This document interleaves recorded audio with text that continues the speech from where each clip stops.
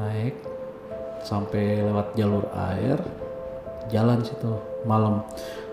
Kalau mungkin ya kalau anak-anak indigo gitu misalkan ada di sekeliling gua gitu kan, itu pasti mereka ngeliat, wih Kenapa tuh? jalur air banyak banget itu penampakannya. Mungkin entah dari kitanya ngeyel atau apa, dia bilang ini lagi hujan nih, mau disambar geledek kamu, tiba-tiba cedua. Itu langsung karena kan kita pikir kalau di hutan atau di gunung itu kan gak boleh sembarangan ngomong, Iya. Tahu. ya kan, gak boleh sembarangan ngomong, bisa-bisa langsung terbukti. Kita diuji buat komunikasi sama penunggu Gunung Sanggabuana. Ternyata itu bisa dibilang emang ada kaitannya dengan Pajajaran, karena penjaga Gunung Sanggabuana itu ternyata ular kembar. Gue dikasih tahu sama almarhum guru besar gue, itu namanya Cawana Caweni. Itu yang ketika yang lain pada tidur, gue sendiri yang masih melotot melihat sekelebatan gitu. Cuma kayak apa tuh bentuknya? ya kayak putih merah kayak selendang terbang aja. Assalamualaikum warahmatullahi wabarakatuh. Kembali lagi di Monogram.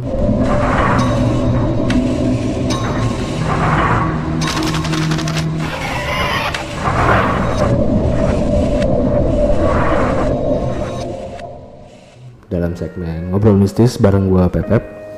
Apa kabar teman-teman semua? Semoga kalian selalu dalam keadaan sehat walafiat ya. Sebelum gue lanjut, gue mau ingetin dulu, gue mau kasih info sama kalian kalau kalian ingin mendengarkan cerita horor tanpa nonton video gitu, misal lagi di jalan atau tidur-tiduran, pengen kedengerin aja, kalian boleh mampir di Spotify-nya Monogram Production ya. Nah, episode kali ini gue ada narasumber dan beliau punya pengalaman yang menurut gue epic banget, keren banget. Kalian harus nonton sampai habis. Barangkali ada pesan atau pelajaran yang bisa diambil dari pengalaman narasumber kita malam ini.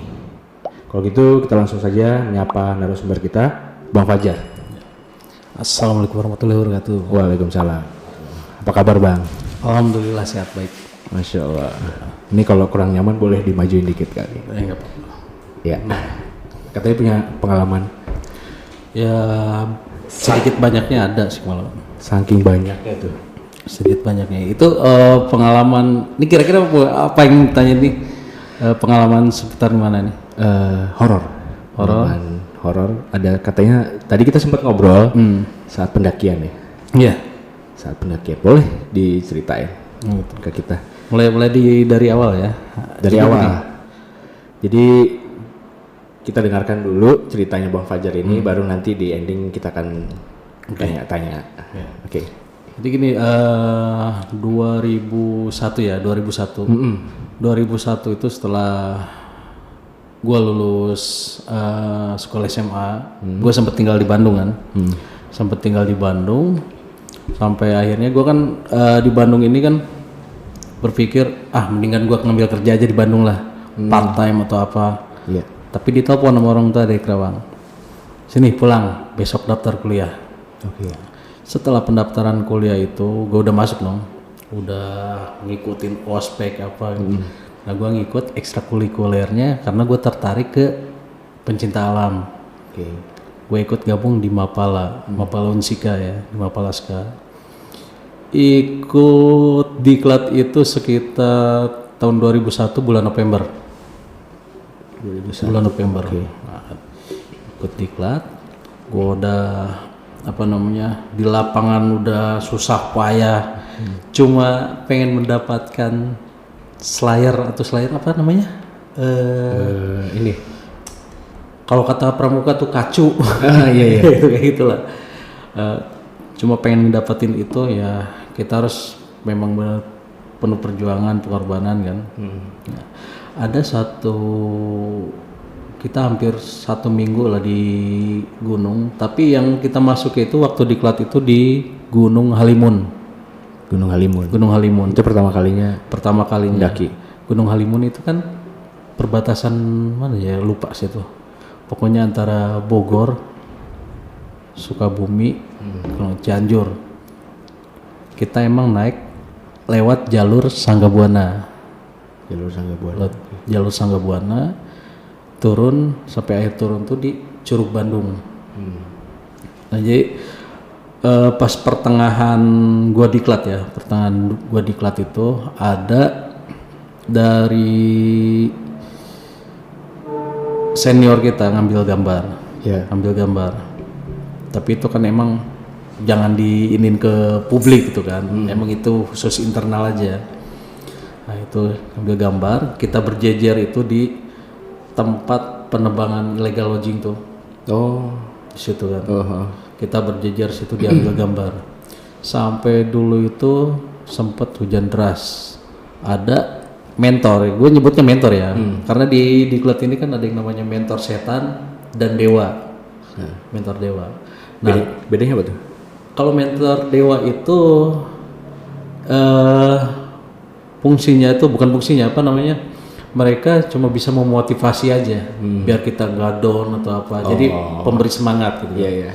Nah, sebaliknya kalau mentor setan itu malah bikin mental down gitu ya? Iya, kita digembleng apa gitu kan. Oke.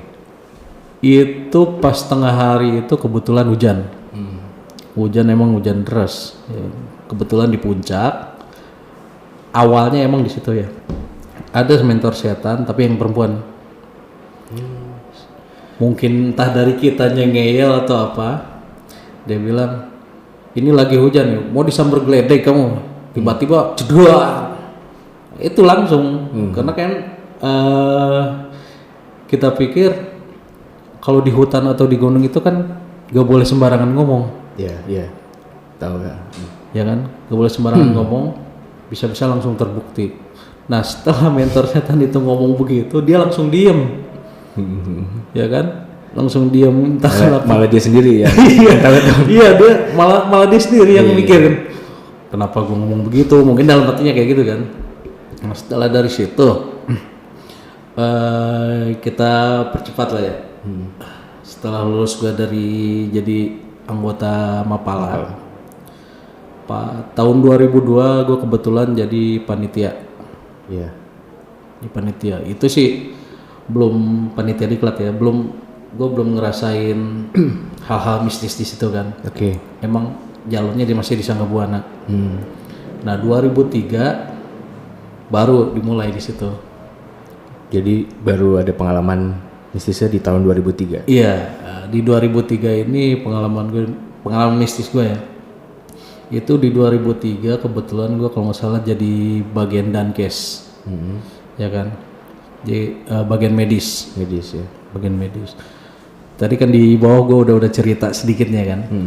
Semenjak di medis itu apa-apa yang dilakuin sama siswa, kita kan nyebutnya siswa yang calon anggota itu, apa-apa yang dilakuin siswa benar-benar gue jaga, ya kan. Sampai sempet ada siswa hampir jatuh ke jurang, gue lompat. Bawaan gue kan banyak keril tuh, alat medis, lompat langsung ke pinggiran jurang itu.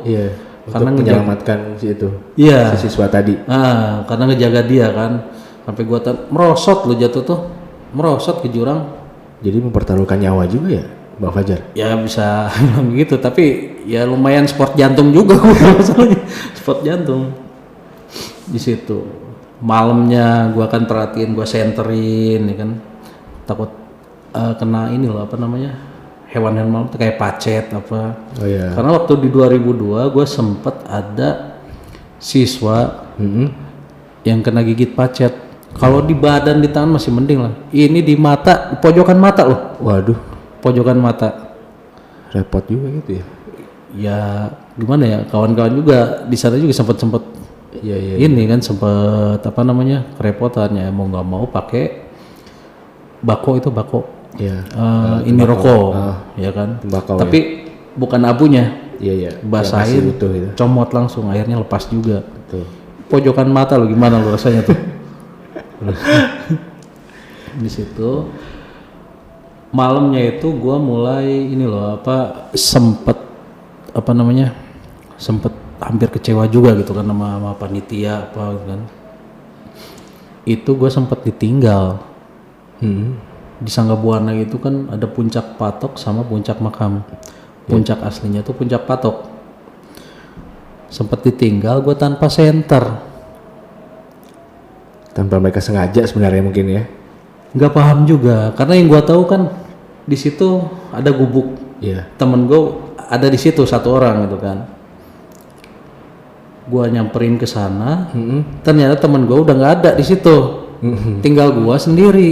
Iya. Gue bilang nih anak-anak kemana? Gimana sih kalau di gunung? Jam berapa itu waktu itu kira-kira? Itu sekitar jam 1 malam. Jam 1 malam. Jam 1. Gue mikir, nih yang lain pada kemana kok gue ditinggal sendiri gitu kan? Sedangkan mereka butuh gue loh. Iya. Medisnya ada di sini gitu kan. Ngerayap, gue ngikutin. Nih ranting, daun, pada nyalanya tuh kayak nyala apa ya? Kayak lampu LED atau hampir-hampir beginilah, hampir gini. Cuma dia agak-agak gelap, agak kehijauan. Jadi dulu kayak ada kayak tombol yang kalau dijemur matahari terus dibawa ke gelap nyala gitu ya? Kayak apa ya? Pospor tuh gitu, batu-batu Iya, pospor. pospor. Itu. Nah ini ranting sama daun. Gue ikutin dong. Tapi lama-lama ini kaki sebelah kiri itu nginjek, kok rada miring, rada miring ke kiri. Gue inget di sebelah kiri itu jurang. Jurang gitu kan. Sambil emang ada pohon. Pohon gue kan tangan kiri itu sambil megang pohon.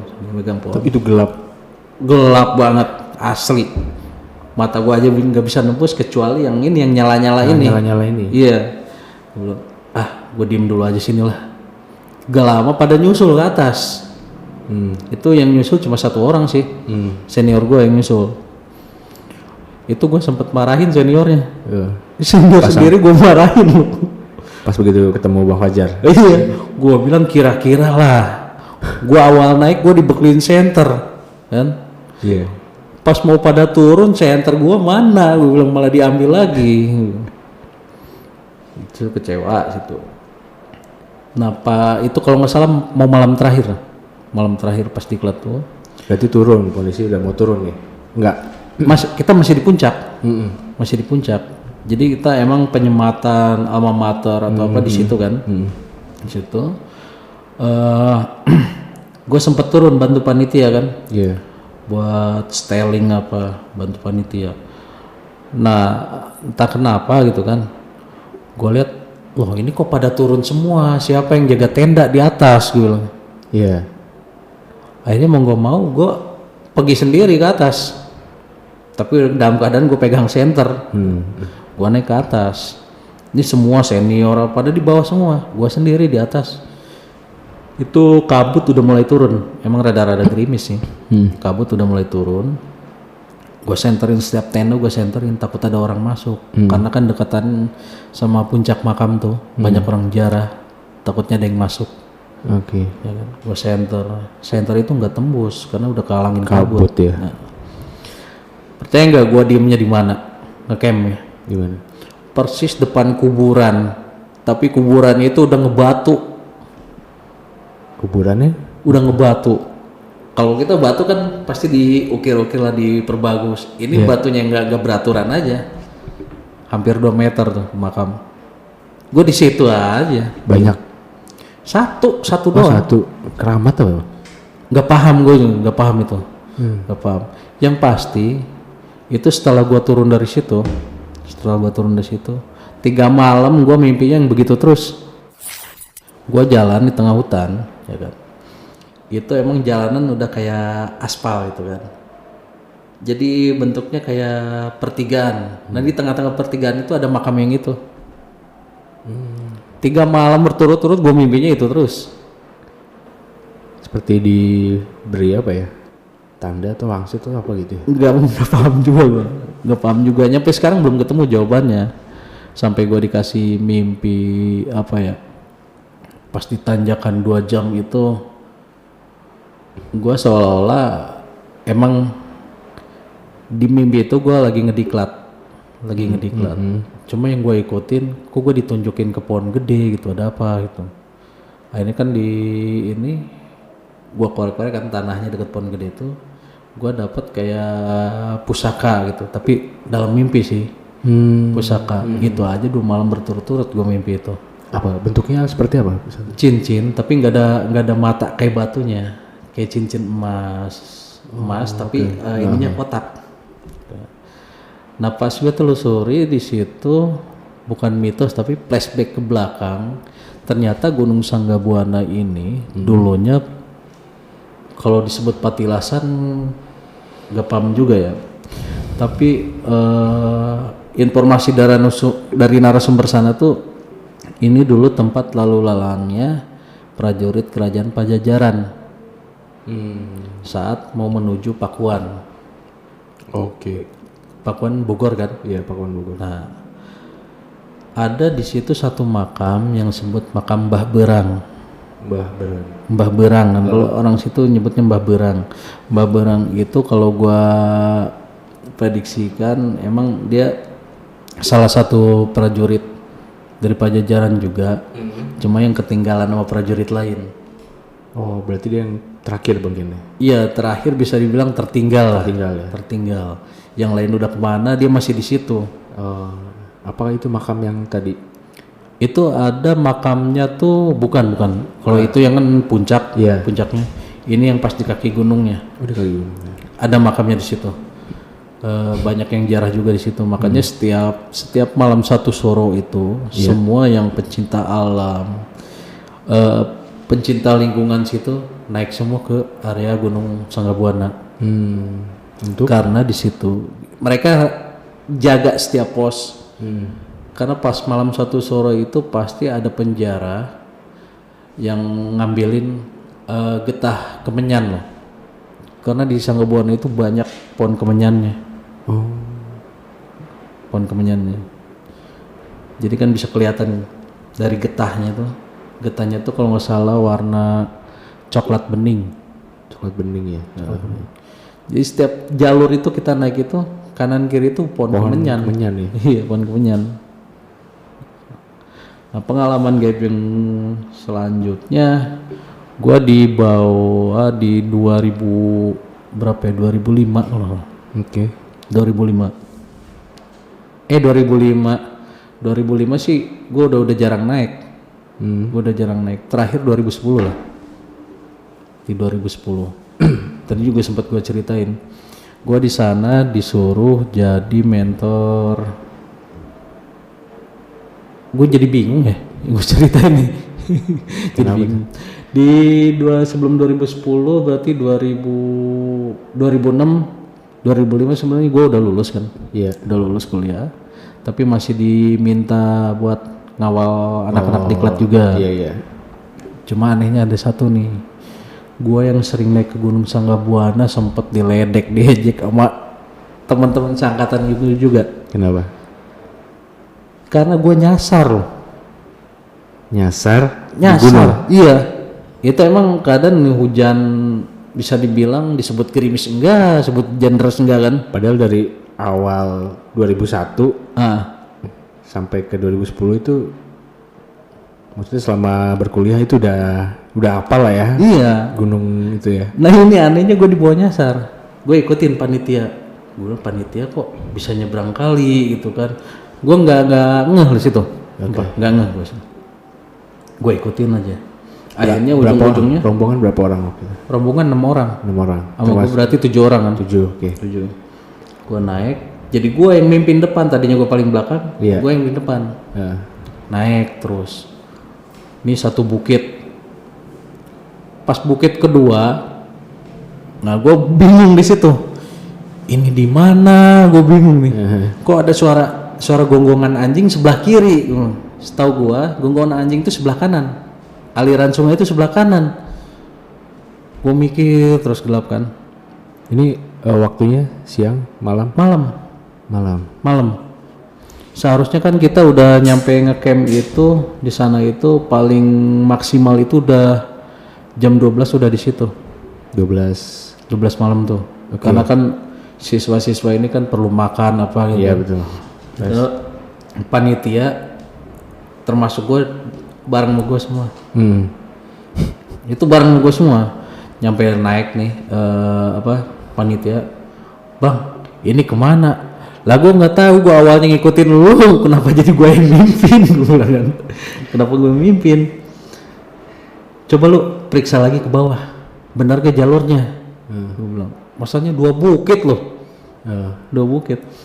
Akhirnya gue nunggu kan paling atas, emang rada-rada ngeri-ngeri sedap juga sendirian di atas anjir, sendirian, duduk aja. Sempet ngelewatin makam warga kalau nggak salah. Kayak TPU gitu. Iya.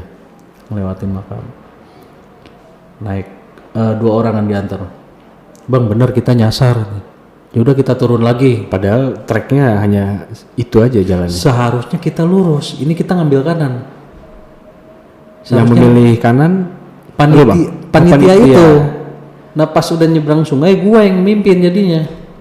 Yang di depan. Berarti pas lu di belakang itu nggak tahu tuh kalau sebenarnya udah dalam posisi nyasar. Nah setahu gua gitu kan pas nyebrang sungai itu adanya pas deket tanjakan 2 jam. Di situ habis ngelewatin makam Mbah Berang lah. Itu nyebrang sungai, tapi sungainya sungai kecil. Memang ada itu kelihatan treknya. Kelihatan. Harusnya nggak ada trek yang ke arah kanan gitu. Justru yang ke arah Sanggabuana ini malah tertutup. Jadi treknya kita diarahin ke kanan.